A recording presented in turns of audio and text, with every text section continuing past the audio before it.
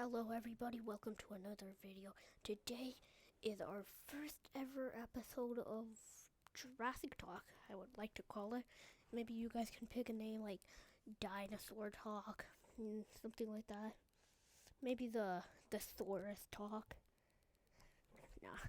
But today, our first episode, I do not want to do undo delete. I don't know what that means, but cancel. Today we are going to be learning about the ouranosaurus. Now I have loaded in some pictures about it up on it.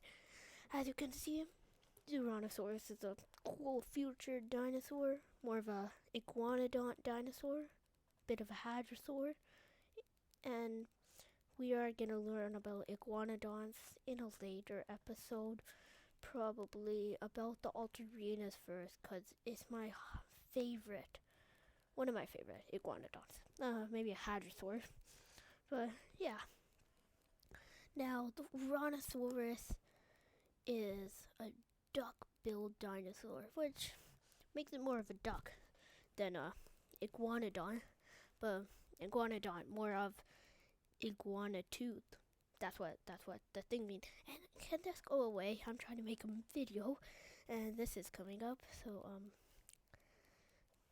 basically, the word ouranosaurus means the brave monitor lizard.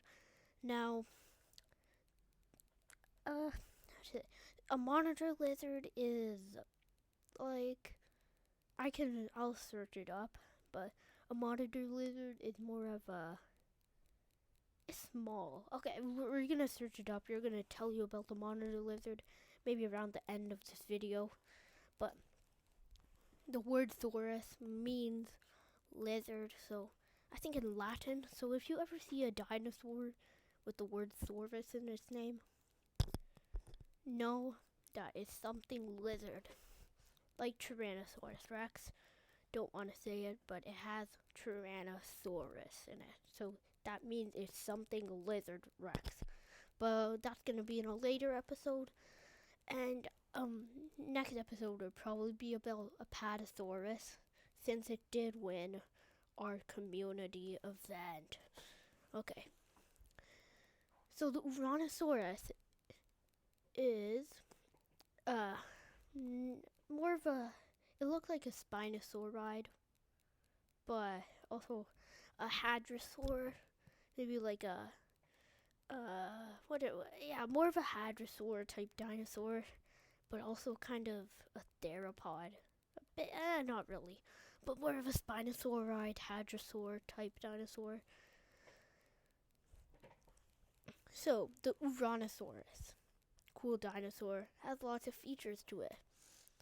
The most obvious feature about it, well, the ouranosaurus, is the spines, the huge array. Now, it is a big dinosaur. I can't show you a size comparison, but like, for example, take this ouranosaur. A human would probably only be up to like the top of his legs. Not that big to say, but like a big dinosaur. Like I messed up there. I just showed something on a laser video, but like we would be up to here, and then Tyrannosaurus is still all that. Now, its huge array of spines is just really amazing feature for it. Like it is its backbone. That's its backbone. That is actually its backbone. It is so big. Not as big as a Spinosaurus. Also, we're going to talk about that in a later episode. Lots of later episode dinosaurs, but we got, come on. We got to talk about more dinosaurs if we're trying to explain a dinosaur. Now, the backbone is more of a sail. Now, this sail, dinosaurs with sails easily know how to swim then. But I want to tell you, this dinosaur, I think can swim. I think it knows how to swim, but not much people know. But it was estimated, well, not really estimated, it was thought that scientists thought that other spine dinosaurs actually used it for communication or to know that what their dinosaur, like that was the same dinosaur, because some other dinosaurs look like them. And it also could have been for like body heat type stuff like that. Now, the Uranus, uh, the Uranus is from Niger. It's an African country. Now, it's more in northern Africa, like in the middle of northern Africa. So that's nice to know. You go to Niger, become a paleontologist, dig it up, be happy about it. I mean, it's your first dinosaur. Yep, go to Niger, and it is in in ornithopod and in iguanodonte, which that's its distribution. Now, it only has one species called the Uranosaurus nigernensis. Nigernensis. I think that's how you pronounce it. I don't know. Um, it was something like that. Nigernensis. Nigerensis, something like that. I don't know how to pronounce species good. I mean, I'm a dinosaur guy, so I should. I'm not really big with Uranosaurus. I mean, I kind of know a bit out of it, so that's why I'm reading it off of a book I wrote about it and stuff I got from other books, some information. So sorry if I'm taking too long. Now, the Uranosaurus, yeah, it, as I told you, its sail would be used for body heat and signaling, like all spined, all like sailed dinosaurs had that. Even non-dinosaurs, like Dimetrodon, it had that. That could be in a later episode. Not really a dinosaur, but we could talk about it. And it more of a, it's like in a different shape. Like it's in a nice shape. Look. Like it has a unique shape. Look. We go up, okay, and then it goes up again, and then straight down. That's a unique shape. It probably means something. Probably helps it with the waves. Probably gives it, yeah, probably helps it with the swimming or maybe other stuff like that. But now, um, the Uranosaurus was named by Tuque in 1976. Now, that means it is a new dinosaur to our world, because old dinosaurs are more of like 1930 dinosaurs. I think the first ever dinosaur was in like the 1820s. Yeah, and dinosaurs are pretty new. Not really a historical thing, more of a social studies, maybe a science type thing. But it lived in the Aptian stage of the early Cretaceous. Now, its size, the Uranosaurus size, using like the whole area, it was 23 feet, which is 7 meters. So it's like, that means it was like, it was like 8 feet tall. 8 feet tall. And maybe like another, like, it was more like 9 feet tall. And then another, I don't know, like 10, 20 feet. Oh, no. It's like 20 feet long, maybe like 9 feet tall. Something like that. Now, it was more of a,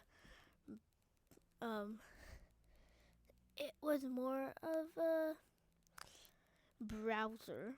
Like, that's his lifestyle. It used to, like, it would browse. Now, since it was a Cretaceous dinosaur, more of a early Cretaceous, it had to deal with some crazy carnivores. I believe it had to deal with, well, since it did live in Africa, it might have had to deal with, so-called Spinosaurus. No. Spinosaurus was a deadly carnivore back in the day. I think top three. It was top three largest. It keeps going on. Like first it was like T-Rex that was the largest, and then they said Spinosaurus was largest, and went to Giganotosaurus and T-Rex and Spinosaurus and Giganotosaurus, and I think T-Rex again, then Giganotosaurus. So yeah, no one can tell what's bigger. I mean, it's hard to tell. I mean, I don't think the spines would really count as height. I mean, in my opinion, I don't think they would count as in their height. Now, the uh, the the brontosaurus. Yeah. Oh, sorry.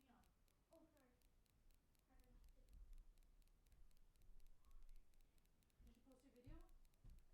No. I'm doing it as a premiere. I'm posting another video. Are ya?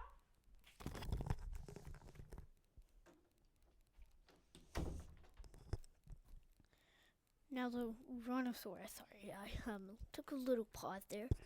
Just had to do something. Nothing important. So now so basically the brontosaurus was pretty big, but it was an African genus, and it had the hands of a typical iguanodon. Now that means it has a belt. It walked on all fours, but sometimes it only used its hind legs. I mean, you can see it walking on its all fours, but it can sometimes walk on its hind leg. Now that's what all iguanodons usually do, and hadrosaurs mostly do that, such as Parasaurolophus and Corythosaurus. Now, the ouranosaurus had a skull, more of a duck-billed, flat-beaked. I don't know how to pronounce. I mean, I don't. It was like, yeah, it was like it was duck-billed, like yeah, mostly duck-billed, like a hadrosaurid. Um, but that's a that's something for classification. Now it is really hard to classify dinosaurs because you know classifying dinosaurs could be really hard because you get for example homalocephalae. Homalocephalae looks more like a pachycephalosauri, but it could be in the Homalocephalae family. I mean that makes no sense, but it's hard to classify. I can't really get an example. Maybe we can get an example in a later video, maybe a later dinosaur that actually has a good example. Now, my thing just turned off. Oops. I'll cut that out. So, it had a nice hot, dry environment around it. Mm.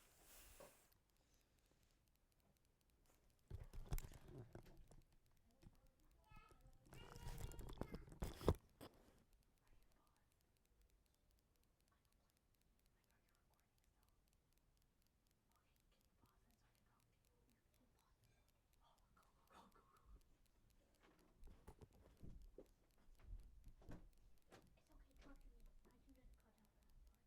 okay. I was just gonna record you in the making of the. Oh, no, I don't like doing that. No.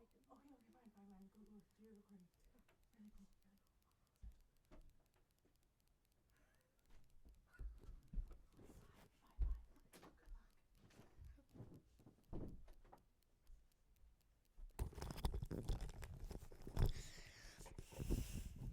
I love ouranosaurus. Huge dinosaur fan over here. And that's mostly all the futures. All we need to know. Good stuff. Later, I will do stuff without using a notebook. Maybe next episode. you guys, I'm gonna do something. Maybe Dinosaur of the Week's gonna have something good. Because I'm now using Dinosaur of the Week as the dinosaur that's going to be picked as, what do we call it? The Jurassic Talk dinosaur. So, hope you guys had fun. But we're not actually done. Because I still gotta search up what a monitor lizard is.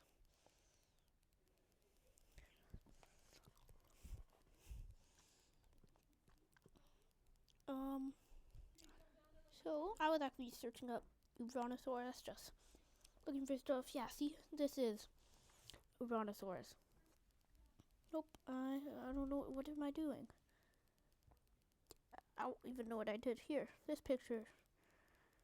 Can I zoom in? No. Look, that's an ouranosaurus. That's a carcharodontosaurus. That's the Spinosaurus aegyptigus, and that's the Suchomimus. Now, these are large carnivores. These are theropods.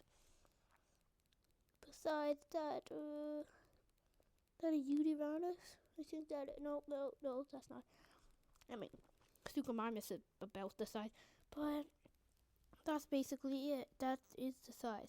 Now, I don't actually know much about the monitor lizard, so we're actually going to search this up, and we're going to learn about it.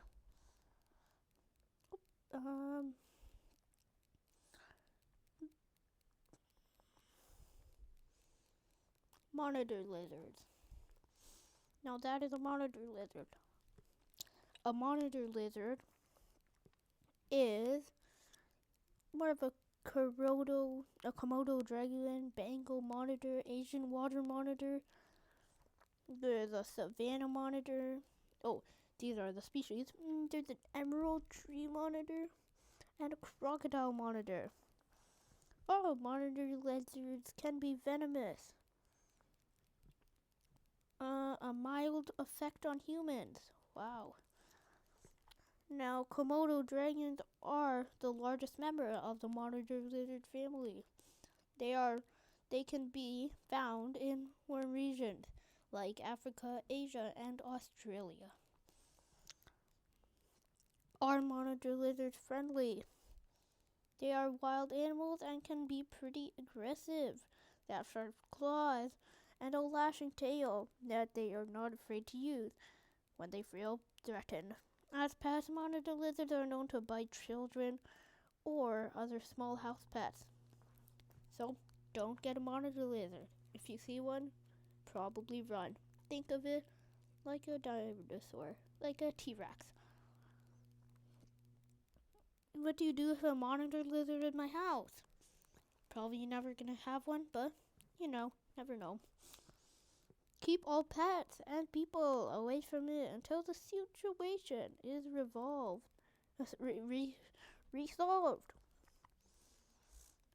Who would win? A Komodo dragon or a monitor lizard? A Komodo dragon would most likely overpower a typical monitor lizard. So just get a pet Komodo dragon. Are monitor lizards hugging or fighting? More of a monitor lizard appear as to hug as they fight. Do monitor lizards chase humans? Monitor lizards will generally run away from people. Can I touch a monitor lizard? Members of public who encounter a monitor lizard are advised not to touch, chase, or corner it, as the creature may attack in self-defense. So this is a monitor lizard. I have heard of a monitor lizard.